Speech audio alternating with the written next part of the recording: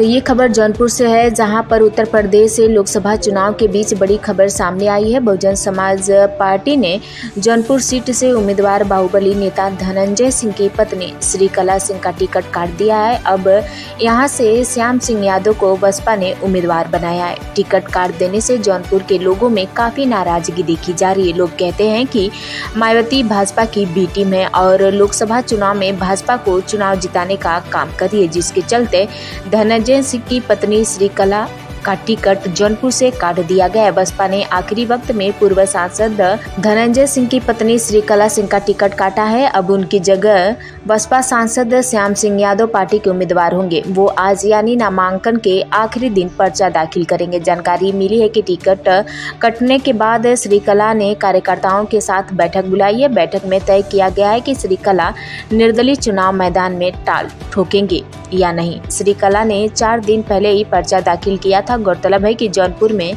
छठे चरण में 25 मई को वोटिंग होगी। इस चरण में पूर्वांचल के लालगंज, आजमगढ़, जौनपुर, मछलीशहर और भदोही में मतदान होगा। जी बताएं, आपका टिकट हो गया श्याम सिंह जी, ये जानकारी मिली है, कब नामांकन करने जा रहे हैं? देखिए, मैं बड़ा सौभाग्यशाली हूँ कि आज जो रात बीती है, 1 बजे रात को माननीय बहन जी ने मुझे टेलीफोन किया और अपने आशीर्वाद से नवाजा कि आपको मैं फिर जौनपुर संसदीय क्षेत्र से पार्टी का उम्मीदवार बना रहा हूं, अपने कागज़ वगैरह तैयार कर दो। तो मैं आज तो सुबह निकलने वाला था बाहर के लिए, लेकिन इस संयोग की बात है कि उनका टेलीफोन आ गया रात को, तो मेरे सब पेपर्स वगैरह तैयार हैं। जहाँ तक टिकट की बात है, मेन ऑथराइजेशन का, वो हमारे आदरणीय श्री खरवार साहब, कोऑर्डिनेटर साहब लखनऊ से लेके चले हैं, रास्ते में है और उम्मीद है कि घंटे 2 घंटे में मिल जाएगा। कल कोऑर्डिनेटर खरवार साहब ने कहा कि ये सब चीज़ें अफवाह है, श्रीकला सिंह के टिकट कटने की बात को अफवाह बताया था खरवार साहब ने। देखिए, मैं बताऊं, मैं तो इधर इतना अपने काम में, मैं अपने मौज में मशगूल था कि मैंने कोई किसी का इंटरव्यू नहीं देखा, मैंने कोई प्रेस कॉन्फ्रेंस नहीं देखा और मुझे किसी चीज़ का ध्यान नहीं, याद नहीं है। याद नहीं क्या, कोई मेरे ध्यान में ही नहीं आया। जब न मैं अखबार पढ़ पाया, न कोई मोबाइल व्हाट्सएप देख पाया। तो ये तो रात को मैं सो रहा था, जल्दी सो गया था कि इसलिए आज सुबह मुझे निकलना था बाहर, आउट ऑफ स्टेशन, लेकिन रात को ही 1 बजे टेलीफोन आ गया। तो मैंने अपना दौरा स्थगित करके अब कुछ दिन आप लोगों के साथ इधर चुनाव क्षेत्र में लगूंगा। तो कै बजे आज नामांकन करेंगे? मुझे उम्मीद है कि 1 बजे के पहले आ जाना चाहिए। मेरे कागज़ पत्र तैयार हैं और 1 बजे के आसपास नामांकन करूंगा। श्रीकला सिंह का टिकट कट गया? अब मैं क्या कहूँ, जब तक मेरे हाथ में नहीं आता। आप नामांकन करने जा रहे हैं, कोऑर्डिनेटर, जिला अध्यक्ष, सारे लोग आपके यहाँ। जो फैक्चुअल पोजीशन थी मैंने आपको पहले ही बता दिया, अब उससे आप समझ लीजिए। टिकट पाकर कितना खुश है?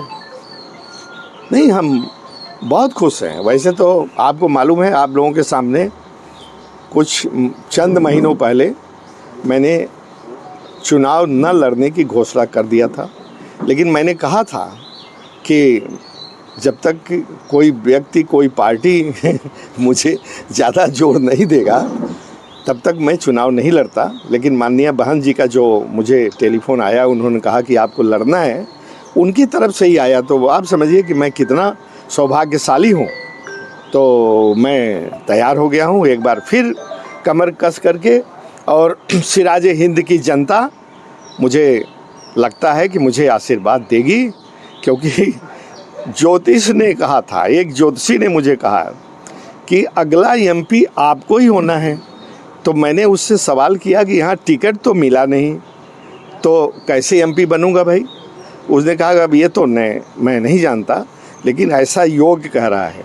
और कल जब शाम हुई, फिर मैंने टेलीफोन किया कि कल तो 6 तारीख लास्ट डे है नॉमिनेशन की।